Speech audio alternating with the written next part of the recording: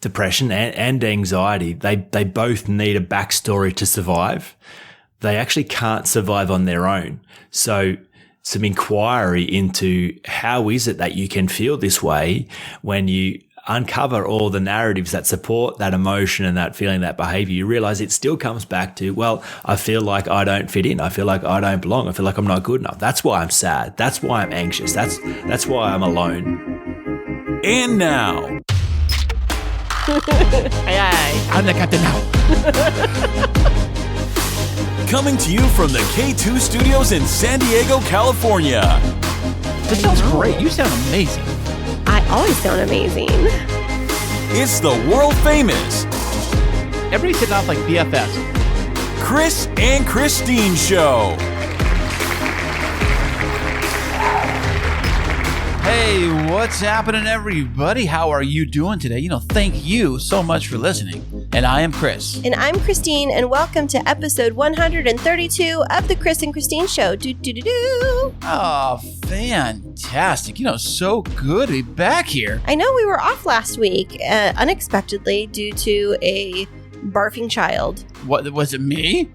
Well, are you calling yourself a child? I mean, I would not argue with that. Sometimes you do. You call me, you lump me in with the children sometimes. Yes, I do have 4 children. Yeah, you say it all the time, So, but no, our youngest child was sick. Like, we couldn't figure out what the problem was, is that he started just like having a headache, and then the headache drew into him just going to the bathroom, and then all of a sudden, you know how the rest of the story goes. Yeah, it was, what is it? The Exorcist, Poltergeist, whatever it is, projectile vomit everywhere. Wait a second. I don't know. I have not seen that movie, actually. I haven't seen either of those movies. I've heard of it, though. Yeah, I've heard of it, too. I heard she, takes her head and spins it all around or something. Yeah, basically what happened in this house, but it was not nice, and I was very proud of you for handling it. Thank you so much. You're so welcome. What'd I do? And I try. You did all of the being there with him and cleaning it up, because you normally, that's right, yeah. whenever he throws up, you I freak out. You came upstairs and you're like, Mason's throwing up, and I was like, just getting out of the shower, and I'm like, okay. You're like, well, Mason's throwing up, and I'm like, okay, well, go handle it. And you're like, and I was like, you need to go and handle the little one. I don't have to. Well, just go it's and be almost there like all the time. we have a puppy who's getting sick, like poor Clover. I say she's getting sick. What do? You grab her, you throw her outside. I would never throw her outside. Or you hold her outside, vomit, hold her out so you don't vomit over the house. Of course, No, I would just get her a little bowl, and I would hold on to her so that she didn't feel lonely. See, that's the difference between moms and dads. I think or so, stepmoms and dads, is that you're you shut Mason into the bathroom, and you're like, here, throw up in there. Here's a cloth. And I was like, you've got to go stand in there with him. And you're like, ugh, bleh, bleh. You were gagging. It happens. It's like a trigger effect when you're around somebody who's throwing up and you're standing next to him, helping him out. It's something that throwing up for me is something that's one of those triggers. So I try. I've never even seen that happen for you. Have you ever barfed in your life? Oh, I have, and it's a very horrible thing. For me, when I do throw up, it's my gosh, this is the worst topic ever. It is the last resort for me when I do throw up. I try to hold it in to the very last minute until my body says, screw you, you're going to be puking. So okay, enough. Let's change the subject. Ugh. And 5/10 or half of the listeners have now tuned out. We're going to transition away, but it is happy for us to be back. And guess what's coming up this week? I don't know. You tell me. What's it, baby? Well, today is June 5th. So what's coming up this week? I don't know. You don't know what's coming up this week? What's happening on June 9th? June 9th. Would that happen to be our anniversary for when I proposed to you? No. Oh, well, I guess I got that one wrong. I don't know. June 9th. It's not your birthday. It's not anyone's birthday. My dad's birthday is this month, but it's not that day. Mm-hmm. So what happened on the 9th of June? I mean, I know. What? I know. Is it the day we started the podcast? No. Oh, I don't know then. Maybe it's a day that... You're joking around. You know what it is. On the June 9th. It's not your birthday, not my birthday. It's not Jacob's birthday. Is it not my mom's birthday? Are you on June 9th? Do you go on vacation? No. What could it possibly be? You know what it is. Stop playing around with everybody and say what it is. I don't really know. Is it the day about the car? No.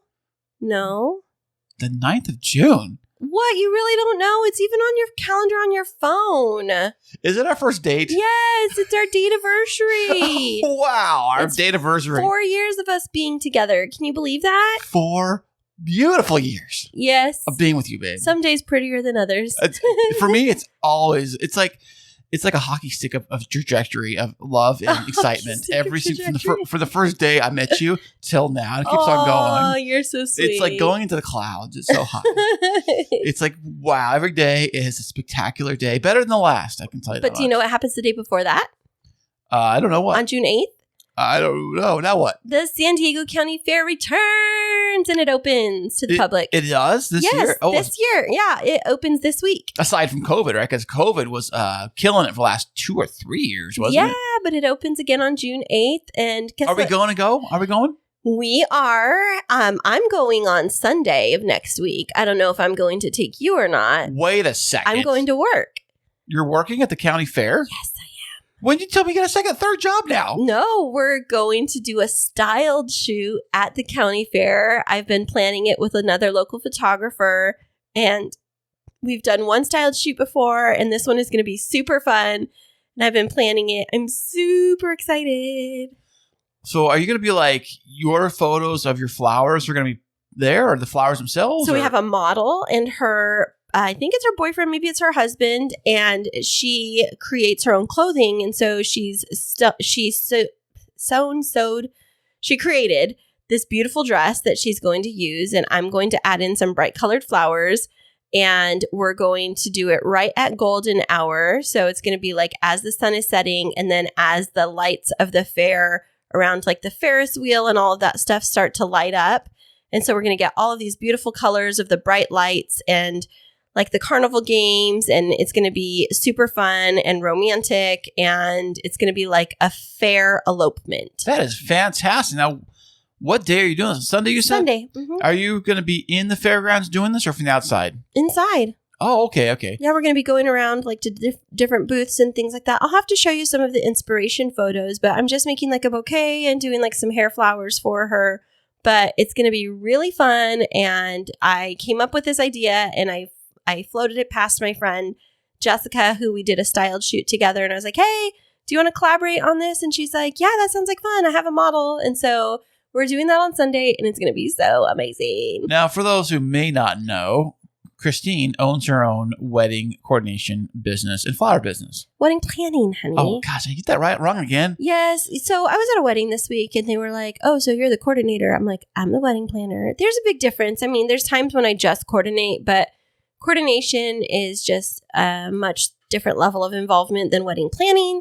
And so for this, though, I love doing these styled shoots. They're basically opportunities for wedding professionals to share off their skills in a variety of different settings that they might not get to for a wedding. So like for a wedding, typically you're shooting like a ceremony and a reception, but through these styled shoots, we can go to like unique locations and have, you know, our own spin on florals and styling. And for this example, it's going to be really cute with the background of the fair. So we'll get some cute shots of the couple like getting on the Ferris wheel, kissing on the Ferris wheel. Oh, cute. You know, hopping on a ride together, playing those like the darts and the knockdown games, eating cotton candy. Oh, those things are a big ripoff, by the way. Those things, especially the basketball ones, don't ever do the basketball ones at the fair. Why is that? Because the basketball, first off, it looks deceiving because you're looking at the thing from the line where you shoot the basket from. And you're like, oh, I could totally make that shot. It's like a standard, like free throw, like standard shot. Like I've made those before in my backyard all the time. Uh-huh. Well, what they can tell you is the ball is extremely overly inflated, so it does bounce really easily. And then also the rim, here's the trick to it. The rim is actually oval shaped. It's not completely round shaped. That's a crock. Like they should have regulations on that. Out there to make money. If you look behind, they're all the same way. They're all this. If you look at it straight on, you see it. Oh, it looks easy. But you walk around the side of it, you can notice that the rim is shrunk and it's actually squished to be like an oval shape. I'm sure the ball does fit through there, but it's got to be like within less than a centimeter on each side of the rim to make it through. And then, of course, the ball is overly inflated. So if it does touch the rim, it's like bounce. It bounces. How was that again? Bounce out of there.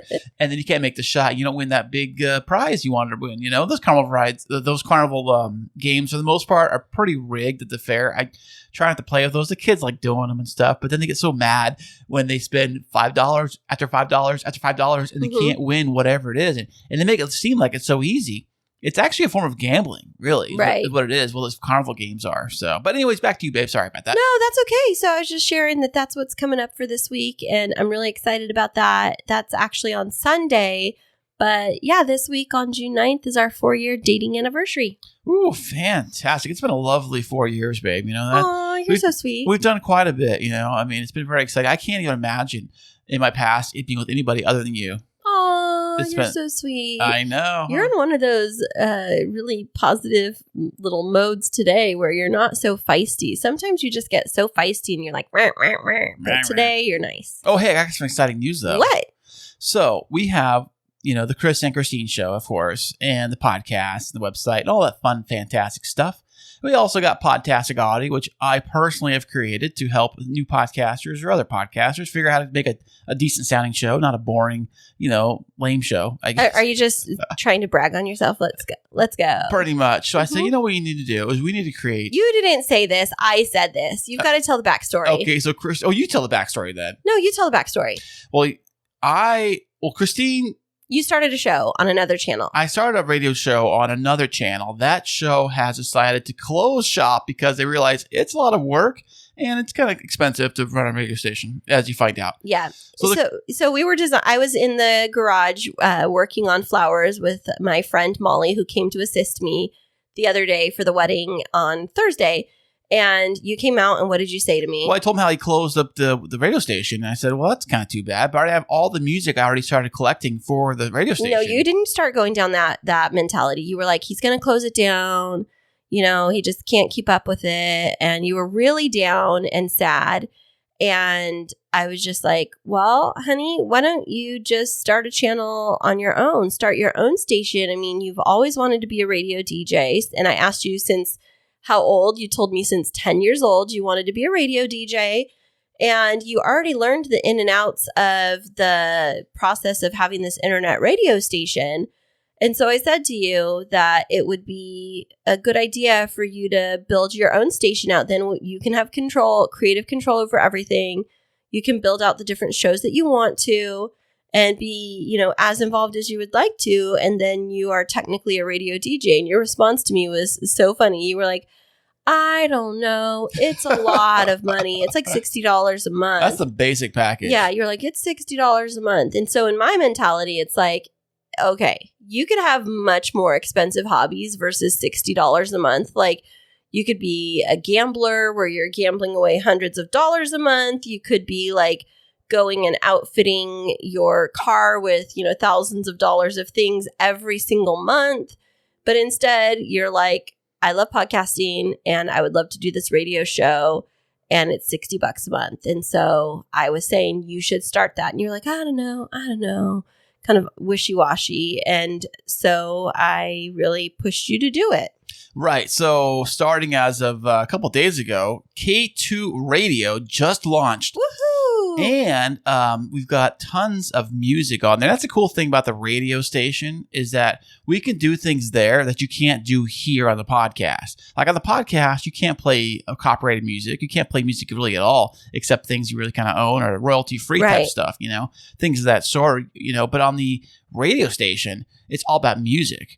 And that's why it probably costs so much, is that you actually are paying for the rights to play the songs. So I've started making a list of my favorite songs, and I try to figure out what genre I want to keep the station at. Mm-hmm. So I decided with the genres that I really listen to on the most part, which is classic rock and alternative rock. AKA old man music. No, I got a bunch of new alternative songs on there. Anything I hear on the radio, like, oh, that's a good song. I'll try to get it. And yeah, what's that new song by Weezer that I like?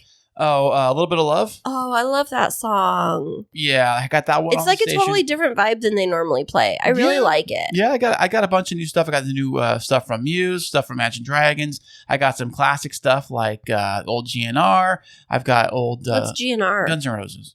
Oh. And I got some old. Isn't it GAR, Guns and Roses? And it's the letter Guns N. and Roses. Yeah. Oh. And then I got some old Rolling Stones and some old. That is old. Yeah, well. Next thing you know, you're going to put Grateful Dead on there. I need something. Well, here's the thing. The Eagles. All of the music that I've been picking for the station has been more of an upbeat vibe to it. So I don't want like really downer music. I want more upbeat and like exciting. And like you hear that song, puts you in a good mood, and you want to just like, yeah, I like that song. It's gives you puts you in an exciting, kind of like our podcast does. You want to be upbeat and kind of like personal, but also exciting. You want to be here, Right, absolutely. Well, that's super exciting. So you launched it officially, and do you have like a specific time slot where it's just all about you? Well, so far, I got the station running on autopilot. They call it auto DJ, but I call it autopilot. Basically what it is, you upload all your songs and it randomly shuffles the songs. And there are commercials played throughout the station. Now, here's the catch. The commercials, I think it's 4 commercials per hour. So you kind of decide how you want to do the commercials. I got it set right now to 60-second slots. So 2 commercials and music, and then 2 commercials and music. So I don't know how they do it, but it's on an autopilot right now. And sooner or later, I'm going to start putting pieces of the podcast into there.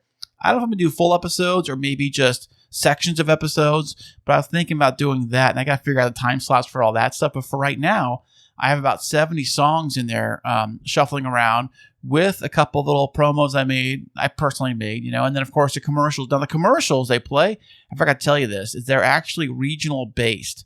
So the commercials that we hear on for us when we play the show here, they're San Diego commercials for San Diego businesses and San Diego stuff. Okay. So for people to access it, I know it's not played like on the regular radio. Is it on like Sirius what's it called? Sirius XM? Sirius X FM? No, if it was, it'd be more than $60 a month. I'm okay, sure. well, how can people access it? Well, there's a link. It's actually an app. You go to the Live 365 app that's on iTunes.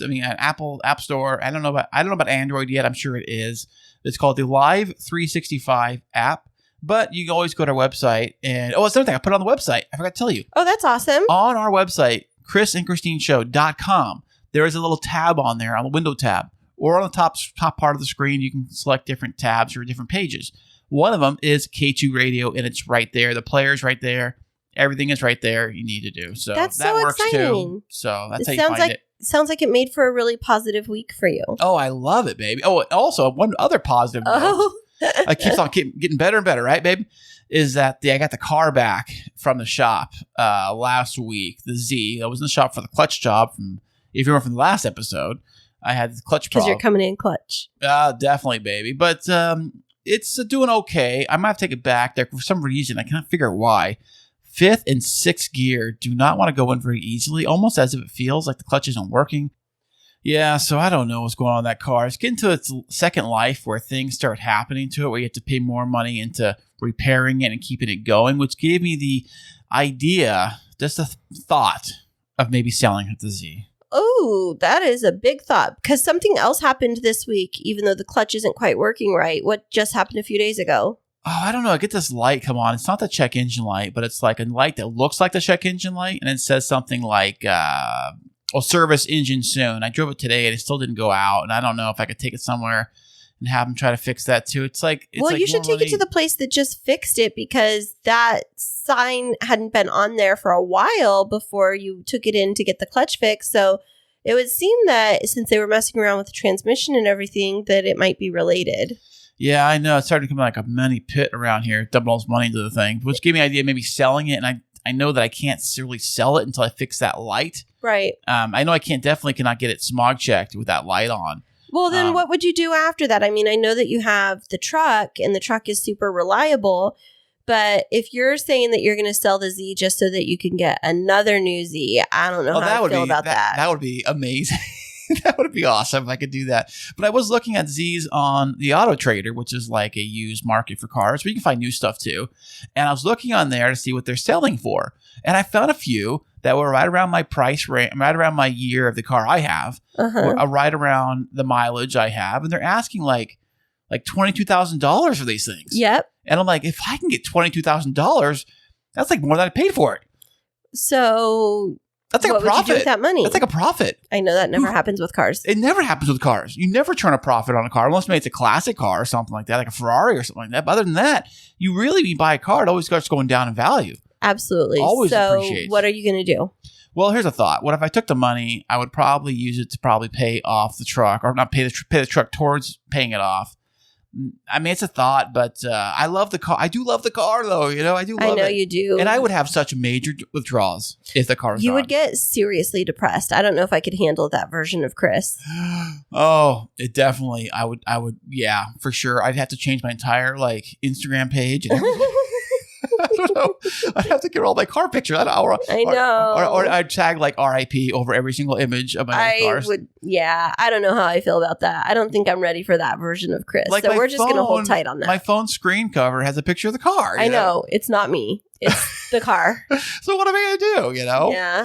Well, I know that you'll make the best decision, which means that you're going to get the car fixed and keep it, because I cannot, like I said, I can't handle that version of you where there is no Z, because you would be so depressed. But did anything else exciting happen for you this week? Well, as a matter of fact, we had another guest this week that came all the way from Australia. Ooh, he was fantastic, and we're going to be back with him right after this. Hey, thank you so much for being a loyal listener of the Chris and Christine Show. And as that you are a loyal listener, we have a very fun opportunity for you to get involved with the show. Ooh, tell me more.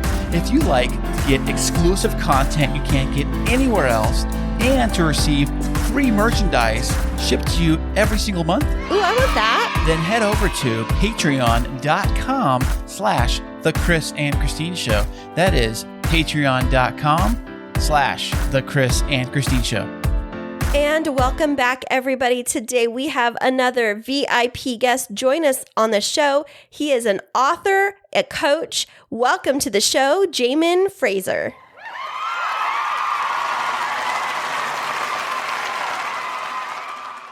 Hey, Chris and Christine, thanks very much for having me. Hey, Jaemin, man, thanks for showing up here today. We appreciate this, man. Yeah, we're so excited to have you on the show. First of all, how was your flight over here in our personal jet? Was it to your satisfaction? Yeah, business class was great. Thank you. I know. Who was the pilot today? Was it? I think it was Frank. Well, I thought it was Captain Phillips. No, but with all joking aside, thank you so much, Jaemin, for being here on the show with us today, and bright and early on your time frame. What time is it for you?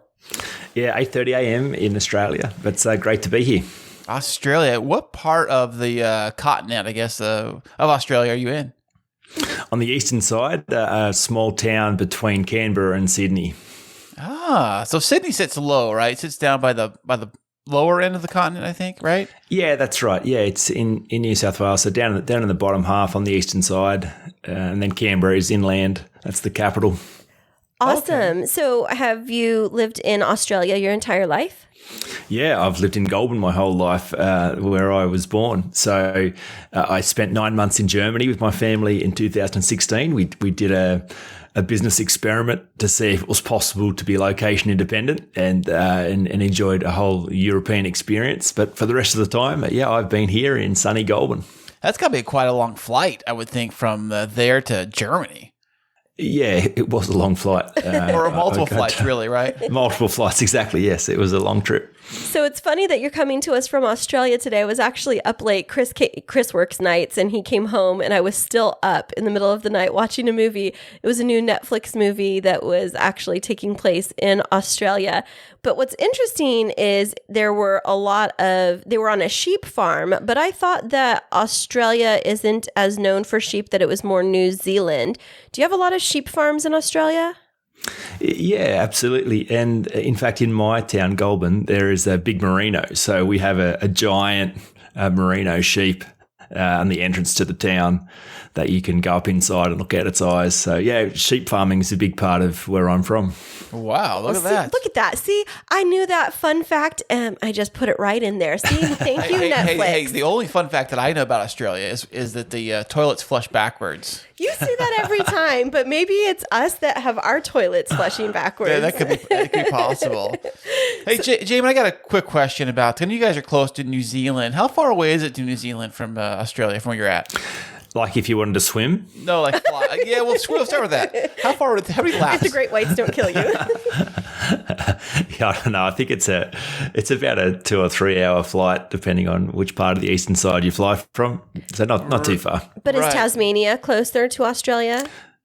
Yes, yeah, Tasmania is closer. It's only a 45-minute flight from Melbourne to Hobart. Oh, Melbourne to Launceston will be the closest part of Tasmania. Really? And Christine and I had a debate last couple of weeks ago about how close New Zealand is to Antarctica, because it is down there, right? Okay, so Chris was trying to tell me that it was like you could just, hop on a boat and be to Antarctica in 10 minutes from New Zealand. And I'm trying to show him on the map that, 3 inches on a map is like thousands of miles. And he tried to convince me that it would be an easy day trip from New Zealand to Antarctica. like a day cruise, right?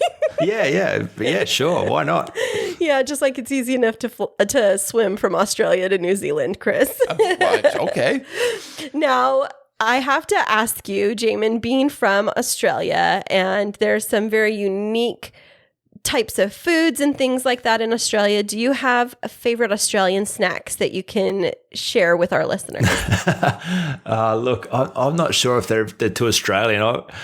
I'm just into crinkle cut chips. That's Okay. my snack. Okay, nice. I don't think Australians can claim those, but yeah, look, anything that's delicious. I'm not too patriotic when it comes to food.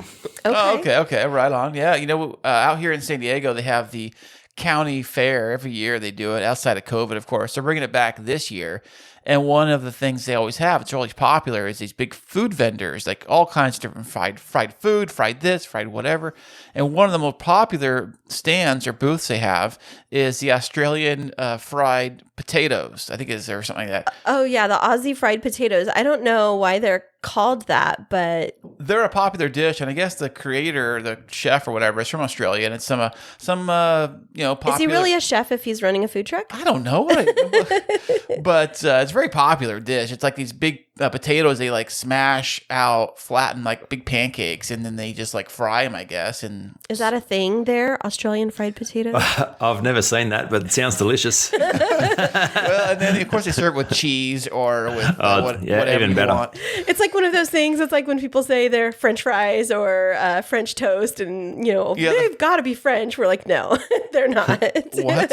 What are you telling me? Now, I do have to ask you, because our last guest from Australia, I forgot to ask this question of, have you ever had violet crumble candy?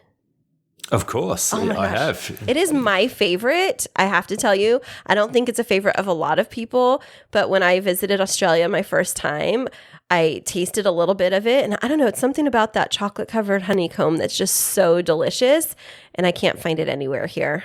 No, it's great. Yeah, there's such great stuff. Can you in ship Australia. it over here? Is that like something that can Maybe I could. I'll find somebody, one of my friends, to send it over to me. But enough chit chat about snacks and all of that stuff. I would love to ask you, I know Australia is really the only place that you've lived, but what is it that you love the most about being Australian? I think the cultural strengths of Australians they're very, very real. I think they don't love a lot of hype, a lot of falsehood. That can be the detriment too, because we have the tall poppy syndrome. So everyone's kind of, just settle down a bit, mate. Stop. don't get carried away. But the upside of that is just, I think, a genuine humility, a genuine authenticity. That it's. I love that about the country, and I love being real. I love being true. I love being authentic, and I think I appreciate that about Australians, and then I look around the world and I appreciate I appreciate the confidence of the Americans, because I think the Australians lack confidence a lot of the time and play on the back foot too much and shrink back. So I think the great mix between the confidence and the humility go together beautifully. So why would you say that about Australians? The tall poppy syndrome is a real thing. It's a big deal. Like if you watch an Australian sportsman interviewed after a big win, they defer attention away from themselves. Full credit to the other team. We were lucky to get a win on the day. We tried hard and we're happy, but look, we're not getting ahead of ourselves. It's not culturally appropriate to really put tickets on yourself or to really big note your own performance. So I'm not sure why that is, but it's a big thing in our country. It sounds kind of like what do you call it? Imposter syndrome, I guess, a bit. Everybody suffers from that. But. So that's what I was going to ask. I've never heard that phrase, tall poppy syndrome, before. Jaemin, can you explain what that is? Sure. So if one poppy grows higher than the field, it gets cut down. So it's kind of like when someone seems to be getting above their station or getting too big in the eyes of those around them, then culturally they get drawn back down to earth. Their success is not celebrated. It's undermined so that they come back to the same level everybody else is. So in the Australian culture, then it's not something that is embraced to like self-promote and gloat, would you say? Yeah, definitely true. Very interesting. So you're right. I could see how that's a very big difference where in the United States, it's about being the best and individualism and, each star shining bright and people trying to take credit. And if you think of like social media in the United States with social media influencers trying to stand out, trying to be the one that gets the most likes, is that kind of counterintuitive to the dominant culture in Australia? I think it definitely is. Yeah, that's well said. Very interesting. Well, yeah, I'm kind of baffled by that. I'd never heard tall poppy syndrome before. And you're right, Chris, it does kind of sound a little bit like imposter syndrome. So how do you see that playing out with the way that individuals function in relationships and in the workplace? Yeah, well, I think there is a tendency to withdraw to where it's safe and comfortable. And so that leads to stagnation. It leads to people being familiar, people staying the way that they are. So I think it undermines success. I think humans are inherently wonderful and have all kinds of potential inside them. So I think a lot of times people leave that potential inside them for fear of it being seen as wrong or bad or getting them in trouble, and just kind of stay with the status quo. So I think it's detrimental for relationships and detrimental for the human psyche, because then you kind of get stuck in these patterns of comfort and safety, but they're not very fulfilling. Right. It's funny. I was just thinking about that like the other day.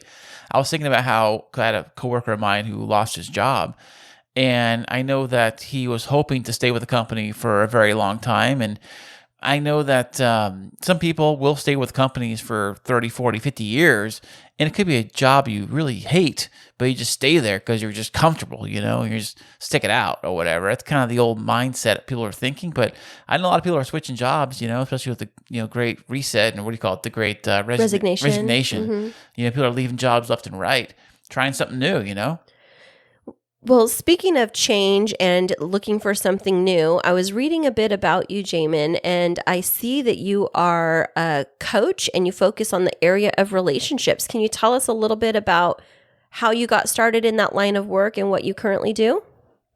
Yeah, sure. So I am a coach, and while I do touch on relationships, insecurity is really my thing. The Insecurity Project is my brand, and I'm kind of ruined for talking about anything else, really. and the focus on it of relationships is insecurity creates a great amount of suffering inside relationships. And so the latest book that I've written is a focus of how insecurity really undermines intimacy and companionship and love, and how to rectify that. But how I got into what I was doing, I was a church pastor. I got given the leadership of the church that I grew up in when I was 23 years of age. And that was a significant step in my life, and one that I thought no one would think was a good idea. But was welcomed in that role and spent 10 years as the pastor of my church. And as pastor, it kind of invited into people's world all the time to have conversations about change and growth and the things that matter. But I was always really surprised at how little change and transformation those conversations ever produced. And it seemed that the prevailing culture, at least in my church, was for Christians to outsource the change work to God. If I have faith, if I trust, if I believe, if I go to church, if I read my Bible, then God will magically somehow take care of all the messy bits. Right. He'll restore my marriage. He'll fix my finances. He'll make sure my kids get a good job, like all of that stuff. And so this idea of awareness and responsibility and personal growth always seemed way too secular in the church that I grew up in, which I found very strange. And so then when I was introduced to the coaching skill set from a mentor of mine, I was instantly astounded by how pragmatic and how practical and how empowering these tools were, and knew what was a missing technology from my world. And so instantly went and did a diploma and studied as much as I could, and just had such a deep resonance for that skill set, and felt it was much more aligned to who I really could be and where I could make the most difference. And so launched my own coaching business in 2010. And as I did that, like, I'd gone from this safe world of where I'd known who I was, I'd known how to play that role, I'd been accepted and loved, and then I'd stepped out of that community and felt ostracized, and in many ways people didn't understand what I was doing. And so now I was on my own. And so I was ambitious to try something and do something meaningful, but kind of in the process uncovered a mountain of my own insecurity, and realized, oh my goodness, there's this massive fear inside me that I don't have what it takes to be anything other than I've been. That's scary. And what if I put myself out there and it goes badly and it doesn't work? And so I realized I had to work out whether insecurity was a solvable problem. Otherwise, I'd just go back to where I'd always been. And thankfully, I discovered that it was. Of course it was, that there were plenty of people who'd overcome insecurity. It just seemed to me no one had really modeled a path. And so my first job was to overcome my own insecurity so that I could continue on my journey. And then that was such a powerful transformation and such an important step that I felt that it was then my gift to be able to give others, to be able to help others overcome their own insecurity and to model the process of how that problem got solved. And so all my coaching has been then centered around deep, lasting change, not by focusing just on behavior, but by dealing with the deepest limiting beliefs that hold a person back, and then how they affect all areas of life, including relationships. So picking up on that, you mentioned overcoming your own insecurities. I've wondered this, is there like an unlimited number of the types of insecurities that people have, or are there just like a core 6, 10, or 20 that you find most common across individuals? It's a great question. I would say there's just one. I would say when you really get clear about what you actually mean with insecurity, because a lot of the time it's quite abstract language and quite external language. Even the imposter syndrome, it's very external and abstract. It's not precise. Well, what do you mean when you say imposter syndrome? Well, imposter is, you're going to get found out as someone that you're not. Syndrome kind of is external, so you're not realizing, you think the problem's outside of you. But when you get really clear on all insecurity, it is just this fear that if you show up, you're going to be found out as not who you say you are. There is no value with you. You are not good enough. You don't deserve love. There is some lack, limit, badness with you. There's something wrong with you. That's it. You think there is something wrong with you. And so all insecurity is built on that fear that you can't afford to be exposed. Otherwise, the game would be up and everyone would see who you really are. Do you think it's possible? Maybe it's because you yourself are projecting that when you go out looking at people, like, I bet they're fake. I bet that guy doesn't know what he's talking about. I bet that guy, he is so full of it, think some of that is the reason why you yourself might feel that way? I think that can be a strategy to distract you from your own fears. If you can elevate yourself above others by comparing yourself and point out others' flaws and weaknesses. But I think it's just a clever strategy to distract you from your own deepest fear that perhaps that lurks inside you. Oh, okay. Fantastic. That's, you as you've been talking and Chris was asking that follow-up question, I was just thinking through my own insecurities that I feel like I struggle with. And I was like, oh yeah, if I boil it down, it absolutely really does just sit on exactly what you mentioned. I was thinking, well, maybe it's like, my insecurity about body image, or, if I get jealous and things like that. It really does come down to that concept of whether or not I feel that I'm enough, and whether or not I feel like being who I am is enough for others to be satisfied to be in a relationship or a friendship with me, without me having to add more on top of it, I guess. Does that make any sense at all? Of course it does. Of course. And that's the interesting thing around this problem, because fear unexamined grows.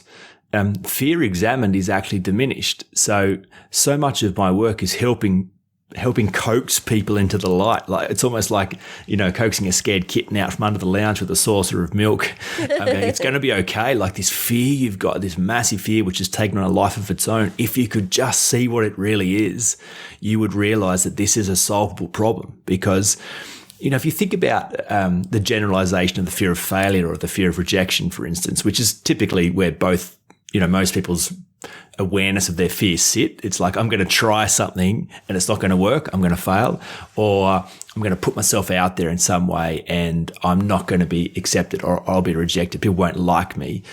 And they think that's the deepest level of fear, but that's not it. It's just the level beneath that. It's the personal implications of failure or rejection, i.e., if you were to fail, what do you think that says about you? Now it's personal. Now I am a failure. Now it reveals who I am. And if I was rejected, well, what does that say about you? Now it proves that I'm not worthy of love. I don't belong. I don't fit in. There's something wrong. And so when you actually get clear, you are most afraid of your own opinion of you, not anyone else's opinion. You're afraid of your opinion of you. And that's when you get that clear and that granular, that's an exciting moment, because opinions are the lowest form of knowing anything, and therefore the easiest thing to change. Right. Yeah. It's a solvable problem. So when you encounter that person that finally gets to that point of realizing that their insecurity is a misinformed opinion of themselves, how do they start going about fixing it? Well, look, that's the 7 practices. Practice 1 is to step into the light and to get crystal clear around the problem. But then even one step closer and realize, cool, there's an opinion problem of me. But it's actually an opinion I formed when I was a child, like in every time. It's the opinion of a scared child, the opinion of a misinformed child, of a misunderstood child. And that opinion has gone unreviewed and become the narrative, the truth.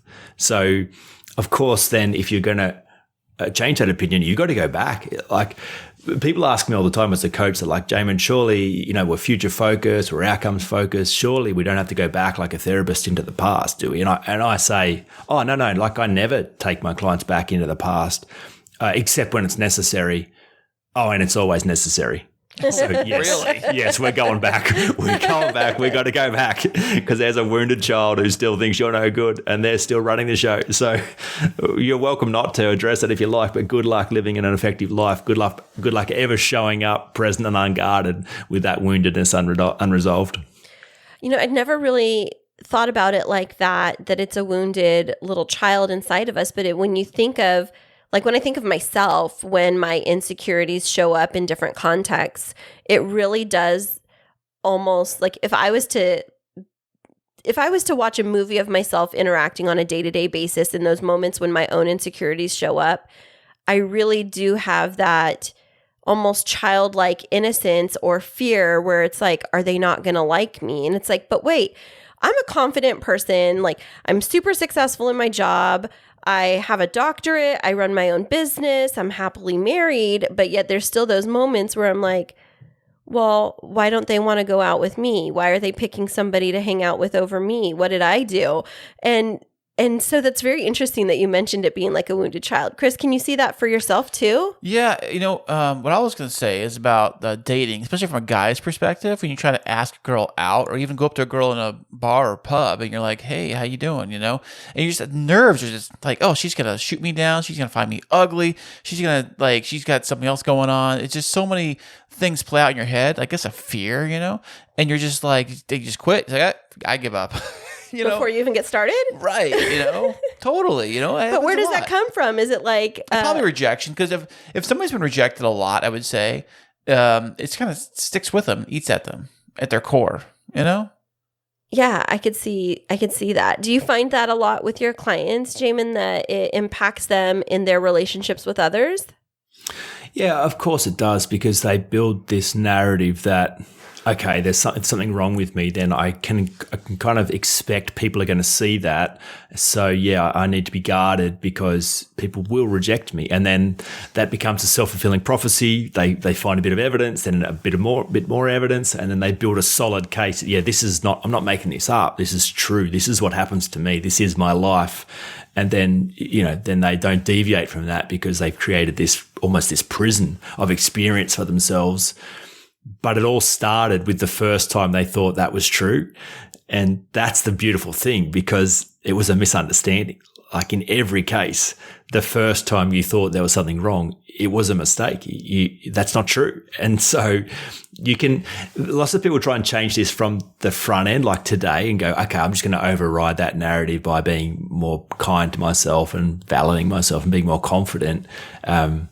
But if you don't go back and actually deconstruct the foundations of this story all the way back to the beginning, well, as soon as you get stressed or triggered or anxious or tired, that old narrative comes out and takes over like it always has, and just undermines you, brings you back to your knees, just like it always has. Oh, just like, yeah. I mean, if you had a little bit of glimmer of hope, I guess, come your way, I think it helps for me too, is that when I have some good positive things go my way in my day, it do seem to blur out some of the negative stuff, and it's really focused more on the positive stuff until something bad happens and it brings you right back, like you said. And they're like back to square one. But then you get into a pit, Chris. I mean, we told you, Jaemin, we're married, so I get to see the way that Chris's insecurities show up. He sees the way that mine show up, and we definitely do have conversations around them. But Chris, when yours show up, what's your first phrase that you say when things go wrong like that? I have a few actually, and I think about it. One, maybe radio friendly. Remember, F my life. My life is one. Yeah. Or why does S always happen to me? Yep. Nothing good ever happens to me. Why do I try? Why do I bother? Because everything's always going to go wrong. It's all screwed up. This world's coming to an end. Oh my goodness. And I'm not laughing at you. I'm laughing because it's you're laughing with me, right? No, it's because it's so frequent. And then mine are like, well, who are you texting? And you're like, it's not another woman. I'm like, why would you say it's not another woman? But I think that part of that is also rooted in some of our past traumas that we've gone through also. And so I'm wondering, Jaemin, you mentioned that kind of the fearful child or the wounded child. Do you find that the traumas that people endure in past relationships help to grow their insecurities to different, I don't know, sizes, I guess is the right phrase, like where they become more apparent?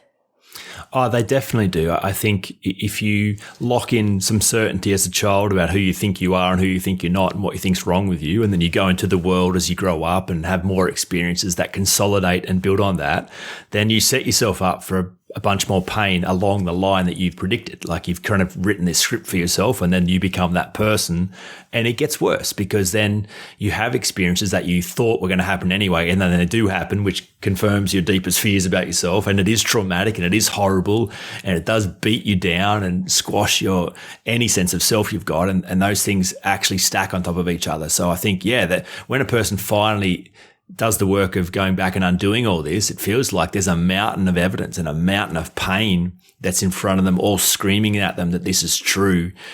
Because as you say, you go from one thing to the next, and those situations build on top of each other to convince you you're right.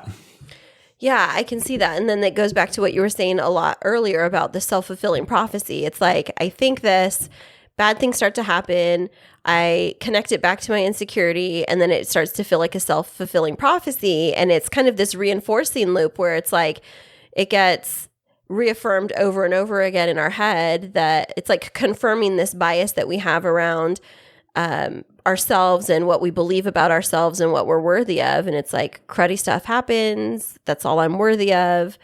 And it just further gets people into a spiral. So how do you help somebody, get out of that? Well, I love Stephen Covey's wisdom that everything is created twice. I think that's one of his, if not his finest contribution to the personal development space. Everything has a first creation in the unseen world, and then the second creation, either by design or by default, is then what shows up in the real world. And so people want better results in their life, but you've actually got to go deconstruct the blueprint you've actually created that are producing your current results and create a new blueprint. So this review work, this going back, this examining, and specifically, I think the key is to break through the what's the magician use the misdirection. That's okay. it. So to break through the misdirection of your past, because when I get a person to realize, okay, you got an opinion problem, and it's the opinion of a misinformed child or a sad child, then they kind of go, yeah, but I get why that child will be sad because of what was said to them or done to them or what was not said or done, or they suffered and some people did some things that are really bad. So no wonder that child's got some low opinions. And then that feels really like you're stuck again. It's like, well, it is what it is. The past did happen like it happened. So what am I supposed to feel about myself? Yet when you understand the principle of misdirection, so if a magician can get you to focus on their left hand, assuming that's where all the action's happening, and you're focused there, they could do anything with their right hand and you're not watching. So when the trick's done, it feels supernatural, magic. You have no power to change it. That's often exactly the experience people have in their past when they review the data. They go back and they assume all the action, all the cursing, all the blessing is taking place in what happened to them, what was said to them, what was done to them, their experience. But when you examine the fact that human beings are sense-making creatures, and we go into the world with two prevailing questions, question one, why did that happen? Question two, and what does it mean about me? The real action is taking place in how those questions are answered. And so a kid watches their parents get divorced as an example, and they think because my parents were divorced, that's why I'm screwed up. That's why I don't trust people. That's why I fear rejection myself. It's like, no, you're messed up because when your parents were divorced, you were answering this question. Why is it happening? And what does it mean about me? And you blamed yourself. You thought you were implicit in that. You thought in your 4-year-old wisdom, you thought you got in between your parents. You were too annoying. You were too selfish. You took too much of their attention.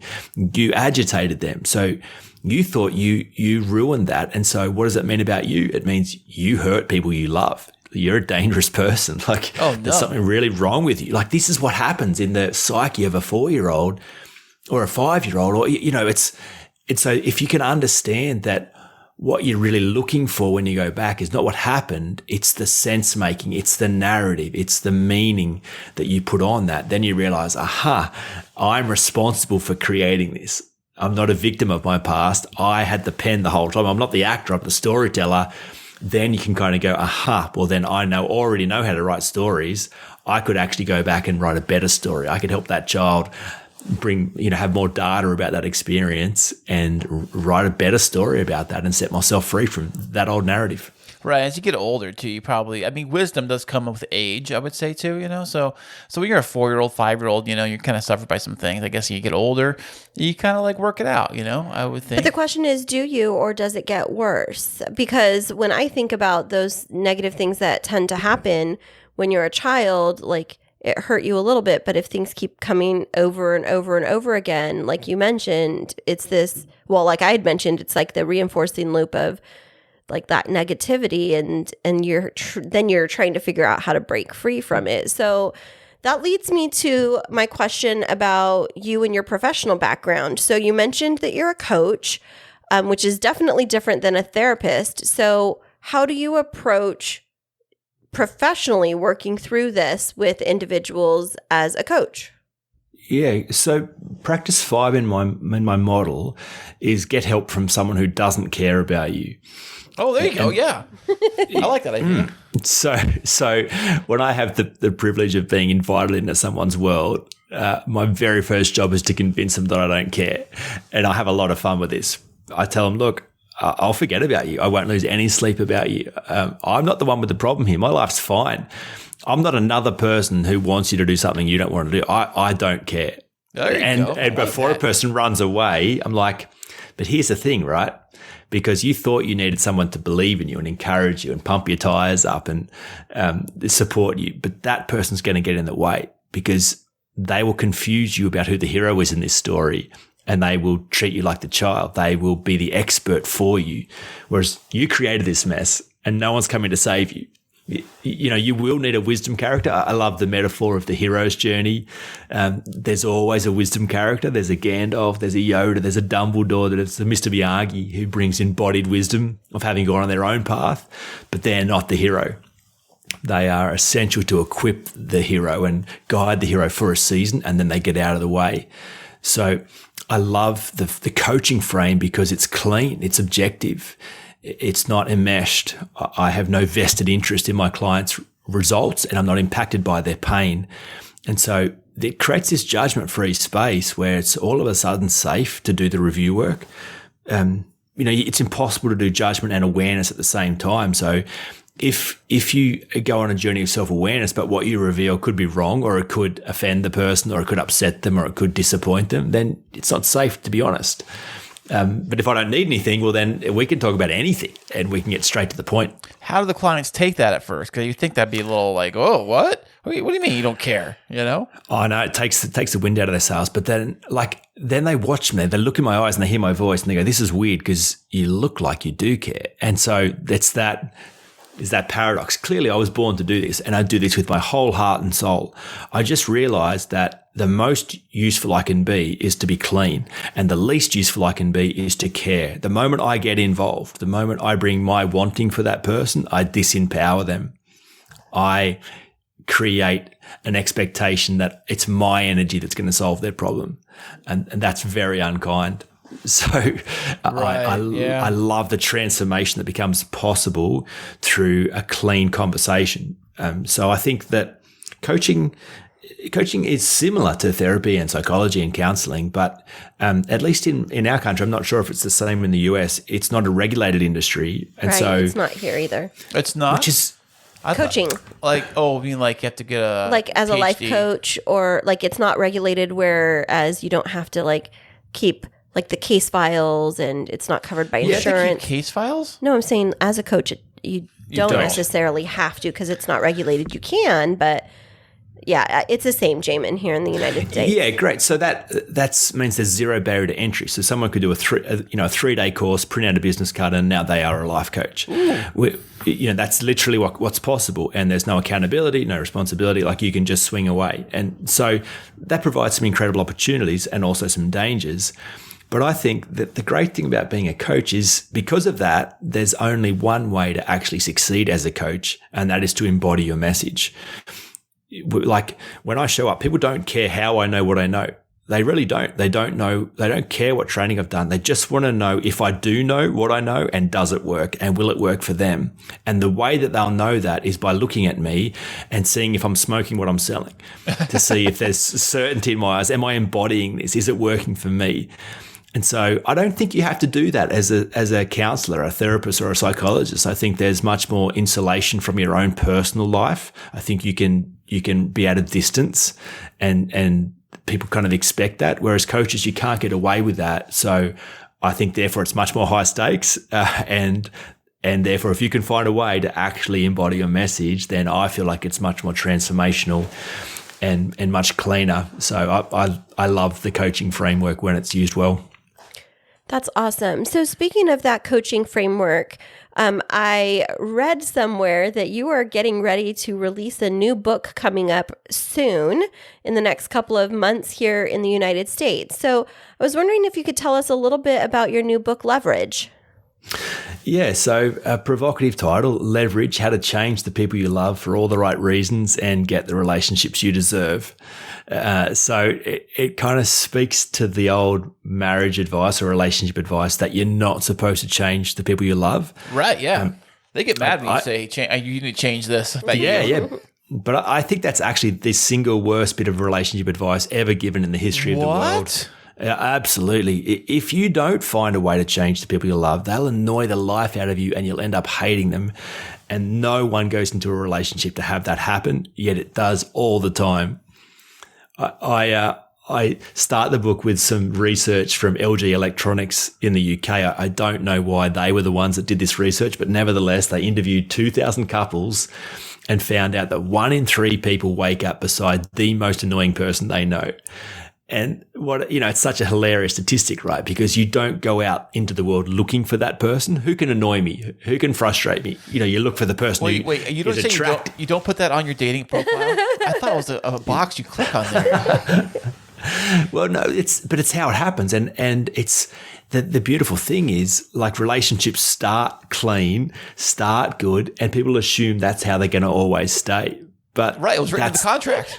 Exactly. But I'm sitting here laughing hysterically because I've had quite the week where everything that Chris has done has been driving me nuts. And I said to you, oh my gosh, can you just even stop like breathing or chewing? Everything was so like, it was How everything. dare you? And then I said, I mean, I know there's things that I said this to you, and there's things that you do that annoy me, and I'm sure that there's things that I do that annoy you. And what did you say? Of course not, babe. You're an angel. He says, nothing you ever do ever annoys me. I'm like, you're lying. And he's like, no, but I think I get on your nerves all the time. And I'm like, but this is how he was when we were dating. Why does it bother me now? So, Yeah, why is like, that, can you huh? tell me the science behind that, Jaemin? Why is it bugging me? sure. Well, I think when people ask me about the stuff you're trying to change in your partner, they go to the big stuff. They always think this is about affairs. This is about, really destructive behavior, but it's never about that. It is always about the little things. Little things become big things. Little things that agitate and annoy actually weaken intimacy. They repel. And so whether they should matter or shouldn't matter, they actually do. Mm-hmm. And if you don't find a way to have the conversation in a way that's not nagging, in a way that's not complaining, that's not really destructive, if you can say, actually, that doesn't work for me, don't do that, and to be able to hold that space for each other, then the space gets polluted between you. There is stuff now that is between you, whereas when the relationship starts, it's clean. There's nothing between you. And as soon as things get between you, now you have an arrangement. Now you've lost that pure intimacy, and now you have to manage each other. And that's not ideal. So this is a provocative subject, a difficult one, but a really important one, because people suffer greatly for not knowing how to clean the space between them and those they love. So this book's kind of the framework for how to do that with the right tools at the right time for the right reason. Okay, Chris, were you listening to that? Because you looked like you're processing deeply. What stood out to you from what Jaemin was saying? Well, basically what he's saying is I got to change you somehow, and I got to figure out how to do that. You got to change me, you turkey. No, so I think that can be challenging for couples because, like you said, so many people say, never try to change your partner. If you're trying to change them, then the issue is really you. And, one of the things is I was reading your book and I started questioning what I know about relationships as I was reading the intro chapter. It made me wonder, this concept of leverage, how is it different from manipulation? Because when I read it, I was like, ooh, there's a fine line there about like trying to get somebody to change. Like, how do you separate leverage from manipulation? Well, let's just clean both those terms, because to manipulate means to handle skillfully. So, and leverage is simply something you use to move something difficult. Like a lever, it gives you extra strength to move something hard. So if you just look at them cleanly, then it actually, all we're talking about is the intention behind those tools. I would say great couples manipulate each other all the time. They bring skill to the game. And they actually use leverage too, because they have leverage. They don't have to bluff. They don't have to nag. They're actually of great value. The other person's lucky to be in a relationship with them. So if they don't get treated well, then what's the motivation to stay? They're there because they want to be, not because they have to be. So that's leverage. Like if you're the first round draft pick in the NBA season, you've got leverage. You've got options. Like you're not compromising. You get what you want. So I think when a person comes into a relationship needy and desperate, then they've got no leverage, because it's like, oh, well, I just got to put up with whatever because this is my only option. Oh, yeah. But if you know you're delightful, if you know that you're a beautiful person and you bring lots to the game, then the other person's like, well, I have to treat this person well, otherwise I will lose them. That's leverage. Oh, that's a good point.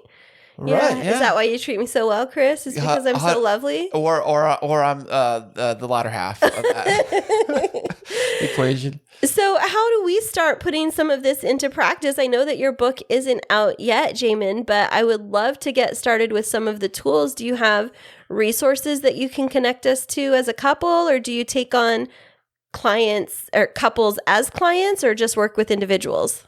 Well, interestingly, because no one no two people are ever ready for change at the same time. In all my years of coaching people, one person's ready first. So I never coach couples together because, there's a different pain tolerances and a different desires and different expectations. So someone's got to go first. And this is a book for people who are ready to go first. It's a framework to go, okay, it's going to be hard, but if you're going to improve the space, you're going to need the right tools, because it could go badly. If you just swing away and get upset and just start, right, this has got to change and that's got to change, you'll get pushed back and then you'll back down and then you'll never have that conversation again. So, yes, I mean, this book is available on Audible already. The paperback is released in the US in October. So if you're interested, you can find Leverage already in the States online as an ebook or an audiobook.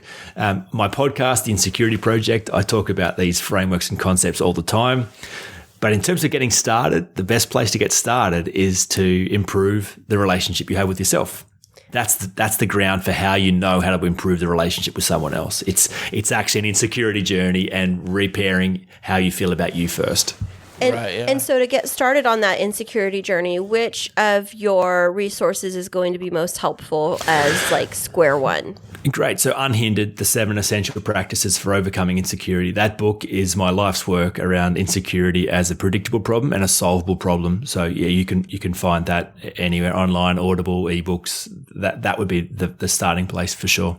Now, I just had a question as you were thinking about, or as you were talking about insecurities and kind of floating back to what you talked about your experience as a pastor.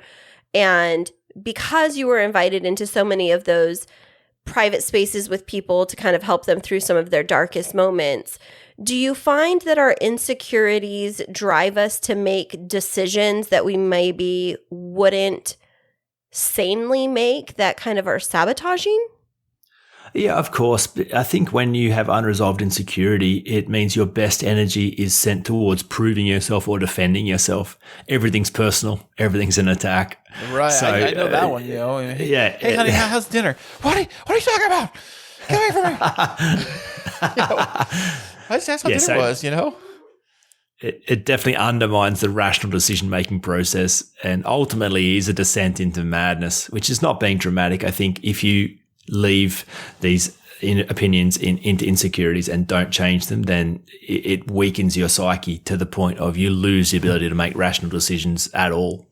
Right, yeah. Yeah, I was just thinking about, when you see that somebody was involved in a robbery or Chris and I talk about this frequently because I work full-time in education. When you find out that an educator has entered into a intimate relationship with a young student, or that you see a pastor having a big moral failing, like some megachurch pastor. And then it just made me wonder how much of that is rooted in their own insecurities, and they've acted out of trying to, I don't know if it's put a Band-Aid on or relieve themselves from the stress and anxiety associated with their insecurities to kind of almost, I don't want to say get a high, but kind of avoid having to deal with the deeper issue. Do you find that those types of behaviors really are connected? Of course they are. All behavior is an attempt to meet our needs and protect our fears. So if you haven't found high quality adult ways to do that, then yeah, you act out. You do things that hurt you and hurt others, all out of this unresolved fear that maybe there's something wrong with you, and these undeveloped strategies to meet your need for significance and love. Like, we do need to feel we matter. We do need to feel accepted. And if you've never internalized those things and have always looked outside you, then when that gets taken from you, you feel so weakened and there's such a deficit around your own value and worth, and you do all kinds of crazy things. So I would say in every time it is an underlying fear of inadequacy. It's an identity issue that causes a person to behave in such an extreme way. It just seems like this is such a fundamental set of lessons and skills to develop that every middle school age and senior high school age individual should have to go through some type of, I don't want to say a class, but some type of series of like social emotional support sessions to help them grapple with their insecurities. But it goes back to what you were mentioning earlier, is not everybody's ready to do the work at the same time. So yeah, this is very interesting. My brain is processing. I feel like my brain's going to explode right now. You always say that, babe, every day after work. No, well, for different reasons, but I'm just really reflecting and processing and thinking about how much of this work could really be so transformational for us as a society when, people are struggling with so much depression and anxiety. Just seems like this is the magic bullet. So why isn't everybody doing it? I mean, people are insecure about being insecure. So it's a vulnerable subject. But when I told my business coach I was going to brand myself the Insecurity Project, he said, no, you can't do that. That's clearly the wrong name. People are afraid of this subject. It's too vulnerable. You can't just come out straight away and say it. But I agree with you. I think people suffer greatly because they don't know this is a solvable problem. They don't know what to do here. And so they mask, medicate this. And it creates massive societal problems. So, the purpose of the Insecurity Project is to create a solution for this at a global level. This is a big problem and it demands some intelligent thinking because, our world leaders are some of the most insecure people alive and we suffer greatly because of their insecurity. Really? Tell us more on that. I would be interested to hear your perspective. Surely you look at Vladimir Putin and you're going, he's not a secure character. He's not making rational decisions. Right. His need for land is because he feels slighted. They've taken something from me. It's personal. I must get it back to prove that I am good. We are good. This is true. That's not a rational decision. That's not a sane human being. That's not a secure individual. That is a decision driven out of deep insecurity. Yeah, you're right. Totally. Yeah, I agree, man. So how would you deal with somebody who's suffering from, say, Great Depression or kind of a depression that kind of sits on underneath and really kind of surfaces from time to time when things do happen or things go wrong in their life? Well, interestingly, I think depression and anxiety, they both need a backstory to survive. They actually can't survive on their own. So some inquiry into how is it that you can feel this way when you uncover all the narratives that support that emotion and that feeling, that behavior, you realize it still comes back to, well, I feel like I don't fit in. I feel like I don't belong. I feel like I'm not good enough. That's why I'm sad. That's why I'm anxious. That's why I'm alone, because I'm afraid. And so I think depression and anxiety are solvable problems, not by treating the symptoms, but still by doing the review work and going back to these narratives that sit underneath and give strength to depression and anxiety. So I think definitely solvable problems. Definitely, man. Wonderful. Well, this has been super informative for us, Jaemin. So where can our listeners find out more about you and your amazing resources? So if you search the Insecurity Project, you'll find me. You'll find my podcast. You'll find my website. Or if you can spell my name, Jaemin Frazer, you'll find me on all the socials. I'm the only Jaemin Frazer in the world as far as I know, so I'm quite easy to find. How'd you get lucky with that, man? Goodness. my parents' good work. I guess so, man. Well, we'll definitely include all of the links to your social media and some more information about you and your services in our show notes from today's episode. But do you have any final words for our listeners before we wrap this up for today? Look, just to say that not only is insecurity solvable, not only can you solve it, you must. For the sake of the planet, it is actually our most important adult work to free ourselves from the misunderstandings and hurts of our childhood. So I would encourage people just to think about their own belief structure and understand that it's a solvable problem. You can change that stuff, and we all benefit when you do. Fantastic. Well, thank you, Jaemin, so much for being on the show, folks. Check out Jaemin Frazer online. Again, check out our show notes to get more information about him and go start tackling those insecurities. I'm definitely going to dig into this information, and thank you so much for being on the show. My absolute pleasure. Thanks for having me. Hey there, K2 crew. We love having you as our loyal listeners. To keep up to date with what's happening behind the scenes, check us out on social media. Yeah, you can find us on Instagram and Twitter. And don't forget to follow our Facebook page. Yeah, tag us in your favorite fun stories, and guess what? You might just end up on the show. Ooh. Well, Jaemin was fantastic. It was so good. And audio quality was really, really good, surprisingly. Like, when you think about how far we got to go to talk to these people, like not physically travel there, Right. but do everything Over the airwaves. Right, over the interwebs, like we do, and how clean and clear it is, which kind of blows my mind. Yeah, absolutely. It was a great conversation, and I learned a lot. And I've really been reflecting on what he was talking about as it relates to insecurities being just really boiling down to one, that feeling of inadequacy and whether or not I am enough. You know what? We all feel like that. I mean, I think you are enough, baby. Aw, you're so sweet. Thank you so much. And I'm full of sweetness and love today. I thought you were just saying you're full of it. And I was like, the it part is the love and, awesomeness. Yeah.